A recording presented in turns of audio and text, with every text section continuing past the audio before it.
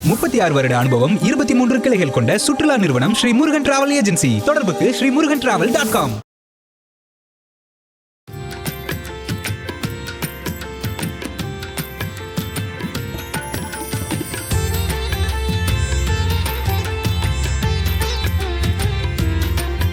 இப்ப பாபாவுக்கு உங்க அப்பா எந்த விதத்துல அந்த சேவை பண்ணாருங்கிறது கிட்டத்தட்ட அம்மையும் அவன் பின்னால கோவிலில் போய் சேவை பண்ணிட்டு இருந்தா. இப்படி சுடுதண்ணி கொடுக்கறது 10-60 வருஷம் முன்னாலே அவன் ஸ்டார்ட் பண்ணான். தினம் பாபாவை நீராடுறதுக்கு இங்க இருந்து வெந்நீர் போகும். அந்த டைம்ல கடை கோவில் பக்கத்துலயே இருந்தது. ஒரு டைம்ல நாங்க சாப்பிடறதுக்கு கதி இல்லை எங்களுக்கு. இதே ஷெட்டில் அப்படி வாழ்ந்திருக்கோம் நாங்க. நம்ம கையில 1000-10,000 பேருக்கு அன்னதானம் பண்றோம். இதை விட எனக்கு பாக்கியம் ஒண்ணுமே கிடையாது. தினமும் பாபாவை நீராடுறதுக்கு இவருடைய அந்த கடையில இருந்து வெந்நீர் கொண்டு போய் கொடுக்கக்கூடிய தீர்த்தம், அந்த காலம்பரை பாபாவை நீராட்டக்கூடிய அந்த புனித தீர்த்தத்தை இவங்களுக்கு அது பிரசாதமா அளிப்பாங்க. இவங்க அதை தனக்கு மட்டும் வச்சுக்கல, வர போறக்கூடிய அத்தனை பேருக்கும் பக்தர்களுக்கும் இவர்கள் பிரசாதத்தை கொடுப்பாங்க. ஐபிசி பக்தி நேயர்கள் அனைவருக்கும் அன்பு வணக்கம். இது ஐபிசி பக்தி எக்ஸ்க்ளூசிவாக வழங்கும் பிரம்மாண்டமான ஷீரடி யாத்ரா. இதுவரை யாரும் பார்த்திராத பல அரிய தகவல்களுடனும் இதுவரை நம்முடைய கண்ணுக்கே தெரியாத பல இடங்களை நாம் ஷீரடியில் பாபா மாமியுடன் தரிசிக்க இருக்கிறோம். Sponsored by Madurai Sri Murugan travel agency, 23 கிளைகள், 36 வருட அனுபவம் கொண்ட சுற்றுலா நிறுவனம், துவாரகமாயி ஆத்ம ஞானியர் மையம், புழுதிவாக்கம். அம்மா, இப்போ நம்ம ஷீரடியில் சாய்பாபா கோவிலில் என்ன மாதிரியான பிரசாதம் கொடுக்குறாங்கம்மா? ஓம் சாய்ராம். சாய் பிரசாதாலயா அப்படிங்கிற பிரம்மாண்டமான ஒரு மையம் அங்கே செயல்படுது. அது ஒரு இயக்கம் தான் சொல்லணும். அது கிட்டத்தட்ட சோலார் பவரில் இயங்கக்கூடிய அந்த இடம் கிட்டத்தட்ட 1,00,000 பேர் ஒரு நாளைக்கு அன்னதானம் எடுத்துக்கக்கூடிய, அதுவும் அவ்வளவு தூய்மையான ஒரு இடமாக, அப்படி ஒரு பார்க்கும் பொழுதே நமக்கு சாப்பிடணும்னு அந்த இடத்துல தோணும். ஏன்னா அந்த அளவுக்கு ஷிரடி சமஸ்தானம் தேவையான ஏற்பாடுகளை இங்கே செய்து கொடுத்து கொண்டிருக்கிறது. அந்த சாய் பிரசாதாலயாங்கிற ஒரு தனியான இடத்துக்கு நம்ம போனோம்னாலே பாபாவுடைய மிகப்பெரிய ஒரு திருவுருவம், எப்படி அவர் வாழ்ந்த காலத்தில் அந்த கொதிக்க அந்த உணவை நம்மளுடைய கையால் கிண்டின அந்த திருவுருவம் பிரம்மாண்டமாக வைக்கப்பட்டிருக்கிறது. அதற்கு உள்ள கீழே தரைத்தளத்தில் கிரவுண்ட் ஃப்ளோரில் மக்களுக்கு இலவசமாக உணவும் வழங்கப்படுகிறது. டோக்கன் வாங்கி கொடுக்கலாம். சில பேர் டோக்கன் வாங்கி மற்றவங்களுக்கு விநியோகமும் பண்ணுறாங்க. அதே மாதிரி மேலே 50 ரூபாய் கட்டணம்னு சொல்லிட்டு எல்லாரும் குடும்பத்தோடு உட்கார்ந்து சாப்பிட்லாம். ஆனால் நம்ம கொடுக்கக்கூடிய அந்த காணிக்கை ஒன்றுமே இல்லை. அவர்கள் தரக்கூடிய அந்த பாபாவுடைய பிரசாதம் பார்த்தீங்கன்னா அவ்வளவு பிரசாதம் தருகிறார்கள். அதுவும் எப்படின்னா, நம்ம வேணும்பொழுது நம்ம இன்னும் வேண்டும் வேண்டும் என்று சொன்னால் கூட அந்த பிரசாதம் தருகிறார்கள். அப்படிப்பட்ட பாபாவுடைய அந்த பிரசாதம் அந்த ஸ்வீட்டோட பாபா வாழ்ந்த காலத்தில் இதெல்லாம் சாப்பிட்ருக்காரா என்னன்னு கூட தெரியாது, பாவம். ஆனால் பாபாவுடைய தரிசனத்திற்காக வருபவர்கள் வயிறும் மனமும் உடலும் நிரம்பி சந்தோஷமாக அவர்கள் ஒரு தாய் வீட்டிற்கு செல்லும் பொழுது எப்படி செல்கிறார்களோ அந்த மாதிரி போக வேண்டும்ங்கிறதுனால பிரசாத ஆலயாவில் மிக பிரம்மாண்டமான மிகச் சிறப்பான ஏற்பாடுகள் செய்யப்பட்டு அதில் எல்லாருக்கும் அது அத்தனை பேரும் வரிசையாக அமர்ந்து கொண்டு, அது ஆண் பெண், உயர்ந்தவன் தாழ்ந்தவன், ஏழை பணக்காரன், அந்த ஜாதி இந்த ஜாதி, எந்த விதமான வேறுபாடும் இல்லாமல் வித்தவுட் எனி டிஸ்கிரிமினேஷன் எல்லாரும் சமமாக வரிசையாக அமர்ந்து கொண்டு எல்லோருக்கும் உணவு, ஒரே வகையான உணவு பரிமாறப்பட்டு அந்த சாப்பிட்டு வரக்கூடிய அந்த ஒரு அற்புதத்தை அங்கே ஷிரடியில் போனால் பார்க்கலாம். ஷிரடிக்கு போகிறவர்கள் தயவு செஞ்சு நீங்கள் வெளியில் உணவகங்களில் ஹோட்டலில் சாப்பிட்றது நான் வேண்டான்னு தடுக்கலை நான். ஆனால் பிரசாத ஆலயா, சாய் பிரசாத ஆலயாவிற்கு சென்று அந்த பிரசாதத்தை உண்டு, உங்களால் முடிந்தால் அங்கே ஒரு டோக்கன் 4-5 வாங்கி யாருக்காவது சாப்பிட முடியாதவங்களுக்கு இந்த டோக்கன் கொடுத்து சாப்பிட வைங்க. நீங்கள் ஷிரடிக்கு போகிறவங்களுக்கு பிரசாத ஆலயாவில் சென்று பாபாவினுடைய பிரசாதத்தை சாப்பிட வேண்டும் என்பதுதான் என்னுடைய கோரிக்கை. சாய்ராம். இந்த இடத்தை பற்றின அரிய தகவல்களையும் யாருமே இதுவரையும் சொல்லாத பல விஷயங்களையும் நம்ம கேட்டு தெரிஞ்சுக்கிட்டோம். இன்னைக்கு நம்ம பார்க்க போற இடம் ஓம் சாய்ராம். இப்போ நம்ம சாய் பிரசாத ஆலயாவிற்கு சென்று கொண்டிருக்கிறோம். இந்த வழியாக தான் இப்போ ஆட்டோவில் போகிறோம். போயிட்டு அங்கே சாய் பிரசாத ஆலயா பற்றி எல்லாருக்குமே தெரியும். பாபா தன்னை தரிசிப்பவர்களுடைய மனம், உடல், வயிறு எல்லாவற்றையும் பரிபூர்ணமாக நிரப்பி சந்தோஷமாக ஒரு கருணையான மசூதியமாகி ஒரு அன்னையின் வீட்டிற்கு, தாயின் வீட்டிற்கு யார் வந்தாலும் எப்படி தாய் சாப்பாடு போட்டு அனுப்புவாளோ அது மாதிரி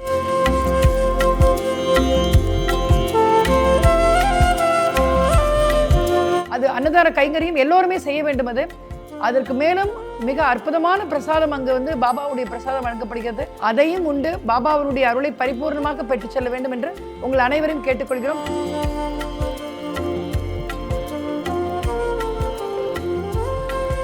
அப்படிப்பட்ட சாய் பிரசாத ஆலயத்துக்கு சென்று கொண்டிருக்கிறோம். இங்கே இறங்கி அந்த சாய் பிரசாத ஆலயத்தில் கிரவுண்ட் ஃப்ளோர் என்று சொல்லக்கூடிய தரைத்தளத்தில் இலவசமாக எல்லோருக்கும் பிரசாதம் விநியோகம் செய்யப்படுகிறது. நீங்கள் பார்த்தா தெரிந்து கொள்ளலாம்.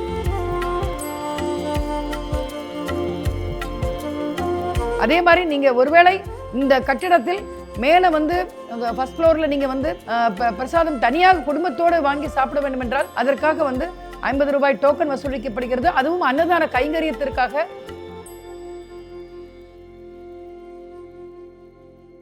ஓம் சாய்ராம். நம்ம இப்போ இங்கே இருக்கக்கூடிய இடம் வந்து சுவாமி ராமகிருஷ்ண ஐயரால் பல ஆண்டுகளுக்கு, கிட்டத்தட்ட 60-70 ஆண்டுகளுக்கு முன்னால் ஷிரடிங்கிற புனித தலத்தில் ஒரு உணவு விடுதி ஆரம்பித்து பாபாவிற்கு பல காலமாக சேவை செய்து வரக்கூடிய ஒரு குடும்பம் அவங்க.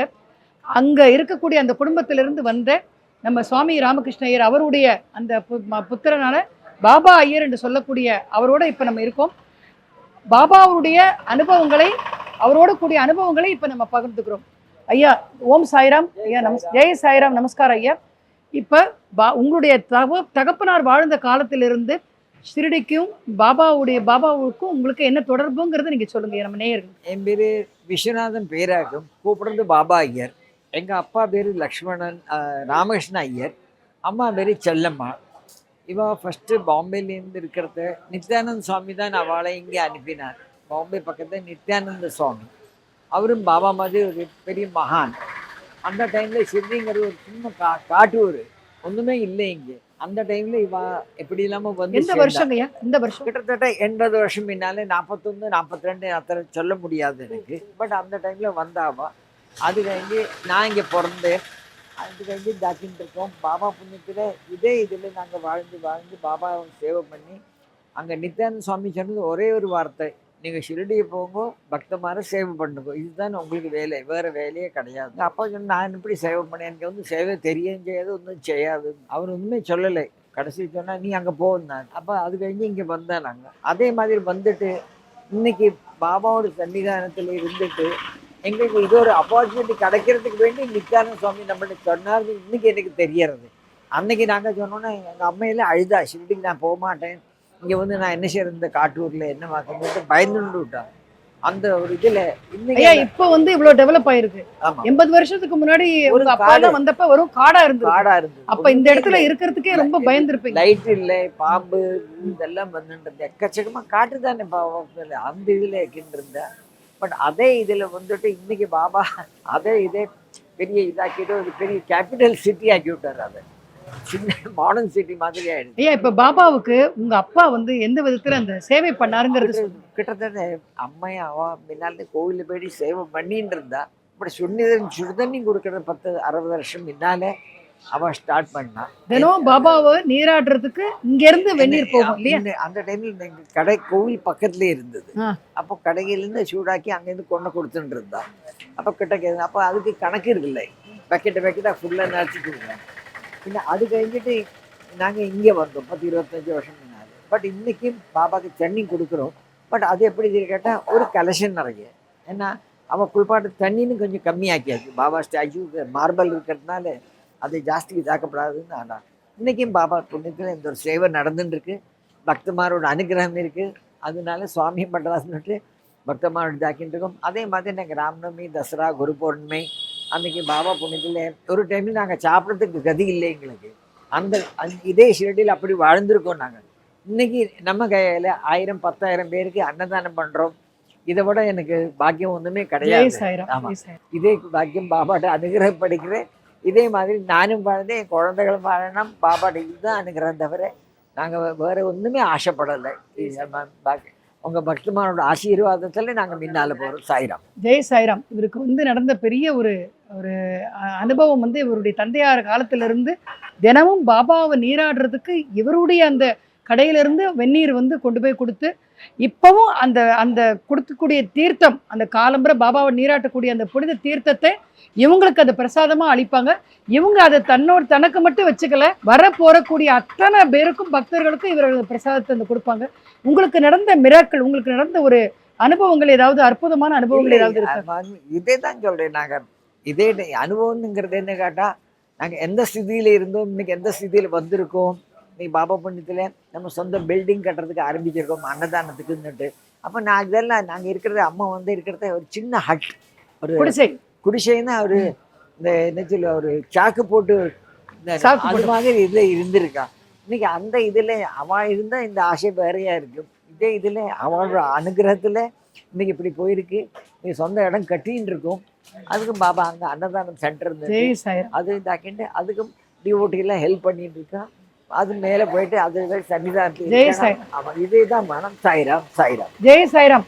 அவர்களுடைய அன்னையாரும் அவருடைய தந்தையாரும் இந்த இடத்துக்கு 80 வருடங்களுக்கு முன்னால வந்தப்ப வந்து ஒரு சின்ன ஒரு குடிசை, காடு, அப்ப எலக்ட்ரிசிட்டி வசதி கூட இருக்காது, எந்த வசதியும் இல்லாத ஒரு நேரத்துல பாபாவுக்கு சேவை செய்யும் சொல்லி மும்பையிலிருந்து ஒரு சுவாமிஜி அனுப்பி வச்சதுனால இங்க வந்துட்டு, நித்யானந்த சுவாமி அனுப்பி வச்சதுனால இங்க வந்துட்டு, இங்க வந்து பாபாவுக்கு சேவை செய்யறது மட்டுமே நோக்கமா வச்சு ஒரு சின்ன குடிசையில வந்து வாழ்ந்து வந்தாங்க. அப்படிப்பட்ட இவங்களுக்கு பாபா இன்னைக்கு பெரிய கட்டடம் கட்டி ஒரு இது நடத்தக்கூடிய ஒரு பாக்கியத்தை கொடுத்திருக்கார். இப்படிப்பட்ட ஒரு அற்புதமான அனுபவங்களை நம்ம ஷிரடி யாத்திரையில் ஐபிசி பக்தி நேயர்களோடு இன்று இவருடைய இந்த பாபா ஐயரோட பகிர்ந்து கொண்டதுக்கு எல்லாருக்கும் அவருக்கு என்னுடைய நன்றியை தெரிவிச்சுக்கிறோம். இந்த ஷிரடி யாத்திரையில் தொடர்ந்து நாம் பயணிப்போம். ஜெய் சாய்ராம். ஜெய் சாய்ராம்.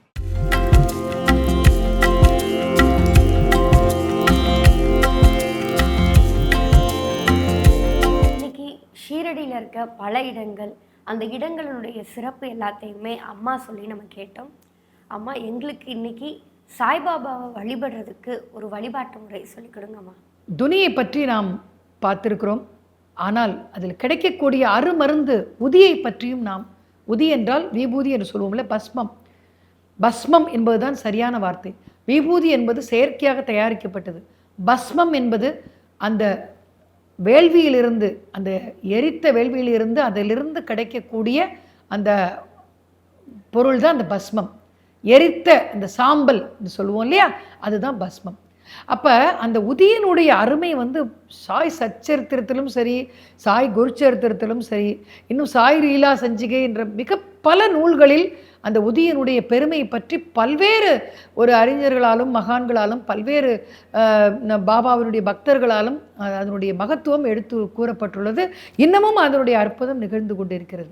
ஆனால் இதில் ஒரே ஒரு விஷயம் என்ன அப்படின்னா, அடியேன் வந்து தாழ்மையோடு சொல்லிக்கொள்ள விரும்புவது, பாபாவினுடைய உதி, அதிலிருந்து கிடைக்கக்கூடிய உதி ஒரு சின்ன ஒரு அருமருந்தாக இருந்தாலும் அதை உங்களுடைய அந்த நீங்கள் இட்டுக்கொள்ளும் அந்த விபூதியோடு கலந்து வைத்துக்கொண்டு எப்போதாவது உடல்நிலை சரியில்லை என்றாலும், மனநிலை சரியில்லை என்றாலும், வீட்டில் ஏதாவது ஒரு பிரச்சனை என்றாலும், இது ஒரு சிறு துளியை அதை வந்து நீரில் போட்டு கரைத்து, ஒரு சிறு துளி கரைத்து பாபாவின் நாமத்தை சொல்லி அது கொடுத்தாலே எல்லா பிரச்சனைகளுக்கும் அருமருந்து அந்த உதி. ஆனால் நிறைய பேர் என்ன நினைக்கிறாங்கன்னா, அந்த உதியை வந்து பல பாக்கெட்டுகள் வாங்கி வந்து அதை மொத்தமாக அதை வைத்துக்கொண்டு, அப்படி கிடையாது. ஆனால் வந்து இன்னொன்று முக்கியமாக ஒன்றை சொல்ல விரும்புகிறேன். இதுவும் சாய் சச்சரித்திரத்தில் பதிவாயிருக்கு. அந்த உதி என்று சொன்னால் அதில் கிடைக்கக்கூடிய அந்த சாம்பல், அது மட்டுமே தான் உதி அப்படின்னு நிறைய பேர் இன்றைக்கி நினச்சிட்டு இருக்காங்க. இல்லை, சாய் சச்சரித்திரத்தில் ஒருவருடைய அந்த ரயில்வே நிலையத்தில் ஒருவர் நின்று ஒருவர் பயணம் செய்து கொண்டிருக்கிறார். அவருடைய ஏதோ ஒருவருக்கு உடல்நலம் சரியில்லை. இவர் வந்து ரயில்வே ஸ்டேஷனுக்கு அவர் வழி அனுப்ப வந்திருக்கிறார். அவருக்கு என்ன பண்ணுறாருன்னா, பாபாவுடைய பெயரை சொல்லி அந்த ரயில்வே நிலையத்தில் கீழே காலடியில் கடந்த பக்கத்தில் கடந்த ஒரு மண்ணை எடுத்து அவருடைய நெற்றியில் இடுகிறார். அவருக்கு சரியாகி விடுகிறது. இன்னொரு இடத்தில் ஊதுபத்தி, அந்த ஊதுபத்தி நம்ம எரிய வைப்போம் இல்லையா, அந்த ஊதுபத்தியினுடைய அந்த சாம்பல், அதை பாபாவினுடைய பெயரை சொல்லி இடுகிறார்கள், சரியாக போகுது. மகத்துவம் எதில் இருக்குது அப்படின்னா, அந்த உதிங்கிற பொருளில் இல்லை, பாபாவுக்கிட்ட அந்த மகத்துவம் இருக்குது. பாபாங்கிற ஒரு வாழும் மகான், அவரிடம் இருக்கக்கூடிய அந்த மகத்துவம் அது உதியின் மூலமாக வெளிப்படுகிறது. அப்படித்தான் நாம் சொல்ல வேண்டும். அப்படி வெளிப்படவில்லை என்றால் நமக்கு ஊதுபத்தியிலிருந்து கிடைக்கக்கூடிய சாம்பலால் எப்படி குணமாக்க முடியும்? தரையில் கிடந்த மண்ணில் எடுத்து நெற்றியில் கொண்டு எப்படி குணமாக்க முடியும்? ஆக மகத்துவம் இதில் எதில் இருக்குன்னா பாபா கிட்ட இருக்கு.